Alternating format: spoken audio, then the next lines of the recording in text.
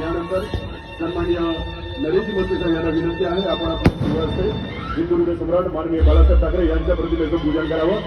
सन्माननीय शिवराम पाटील साहेब यांना विनंती आहे आपण धर्मवीर आनंद दिघे साहेब यांच्या प्रतिमेचं पूजन करावं। सन्माननीय विजयजी चौगुले साहेब यांना विनंती आहे आपण दीप प्रज्वलन करावे।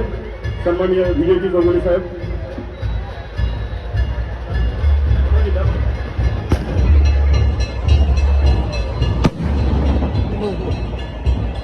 शिवसेनेचे माजी नगरसेवक तथा उपजिल्हा प्रमुख व शहर प्रमुख यांना विनंती आहे कृपया आपण व्यासपीठावर यायचं आहे।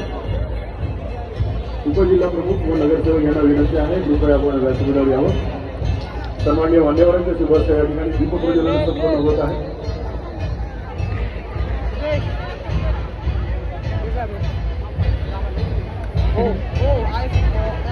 अंधकाराकडून प्रकाशाकडे घेऊन जाणारा दीपोत्सव मान्यवरांच्या शुभहस्ते या ठिकाणी संपन्न होत आहे। अज्ञानाकडून ज्ञानाकडे घेऊन जाणारा दीपोत्सव मान्यवरांच्या शुभहस्ते या ठिकाणी संपन्न होत आहे। सन्माननीय जिल्हा प्रमुख विजयजी चौगुले साहेब, सन्माननीय महाराष्ट्र राज्याचे उपमुख्यमंत्री एकनाथजी शिंदे साहेब यांचं या ठिकाणी आगमन झालेलं आहे।